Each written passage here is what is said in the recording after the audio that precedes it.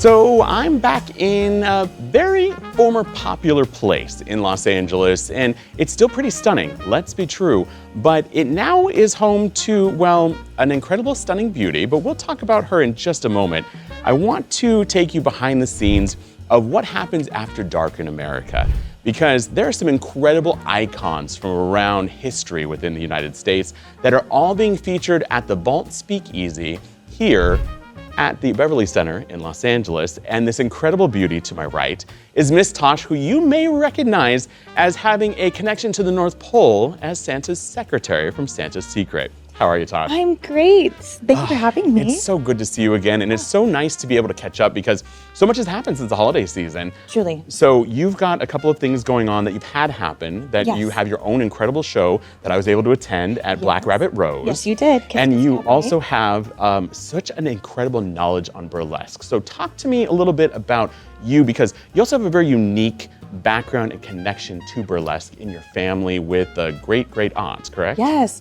You know, burlesque has been something that I've been passionate about, but it also has roots in my family, right? So Betty Healy, who's my great aunt, she was a vaudeville burlesque star in her teen years out east. And then when she came to Hollywood, she married Ted Healy, who is the founder of the Three Stooges. And so while they were together, they actually toured a lot of theater burlesque shows, writing plays together, comedy and burlesque skits. So it's really a huge part of my family legacy and why I do what I do.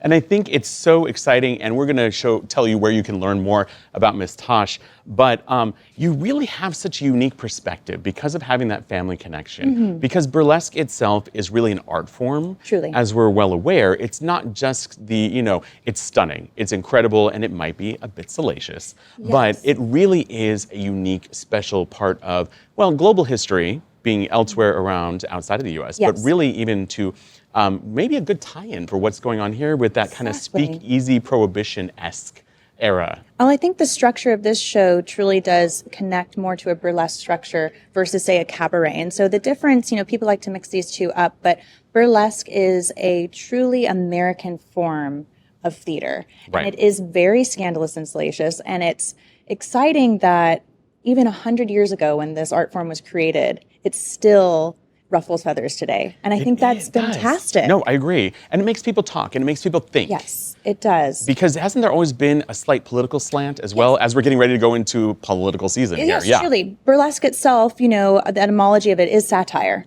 Right. So it is to, make parody, make fun of. And of course, now we know burlesque as the gorgeous striptease artists, of right? Course, indeed. But the comedy, like the Three Stooges, and the humor and the political satire has always been at the crux of what burlesque theater is. So I love being a part of shows with Voss because they really do stay true to that on the edge of what burlesque and cabaret truly is about. And I think that's a really good point. Voss Events is who is putting on the show. And they really are, they're a global entity, but especially here domestically between New York and maybe some things that have happened in other, salacious areas of the country, or maybe coming to salacious areas of the country. But then here in Los Angeles, we've had a couple of shows, and you can also, we've got RuPaul's Drag Con coming up. So that will be another opportunity where a lot of the different queens will be featured. But going back to you, I want to go back to your youth and your history. You're very young and very stunning and attractive. Oh, wow. But let's go to, thank you. Let's go back to long before Tell me that 20 years from now, too. Oh, I promise I will. And I probably will be around. But talk to me about you before taking on these characters, because I know there's a lot of you that's embodied within what you do, but you also, you had a start, you had a beginning somewhere else. So take me back to a younger Tosh. Oh, good question. So, I've always been creative. I've always been a dancer. When I was a child, I got a scholarship and attended Debbie Allen's Dance Academy. Oh, wow. Okay. And so this is actually where I discovered burlesque prior to knowing about my family legacy. Wow. Okay. And so I saw through Debbie, she showed us videos of Josephine Baker dancing topless. And I'm a kid, and so this is the first time I'm seeing a topless dancer revered and celebrated, an American that ran away to Paris and became a celebrity during a time of segregation. And I was just like, this woman is fantastic. Shared the news with my family, then they told me more about my legacy. So I was so drawn and inspired by characters like Marilyn Monroe, who always portrayed a showgirl Indeed, in her correct. acts. She wasn't necessarily a working showgirl in her day life. Right. She portrayed showgirls, and we know so much that character aligned with her. And other artists like Marlene Dietrich and these women that were really, you know, controversial. Okay, Always had a sense of like mystique about them for their time. Of course. Right? But the thing that attracted me most to these women was how they were shamelessly glamorous, but at the same time taking on roles that men wouldn't allow women to do. Right? And they were like, no, I have my powers. They're claiming their power. And so the burlesque dancer did that. So when I was a young girl seeing that, these were my role models. And I also thought they were all alive for a very long time. See, and I get that. But I think that's not too far off because they really are larger than life to this day. Yeah. So I had to grieve them. Sure, of course. Grew up, moved to Chicago for school. I went to art school for fashion design. And that's where I connected with the drag community.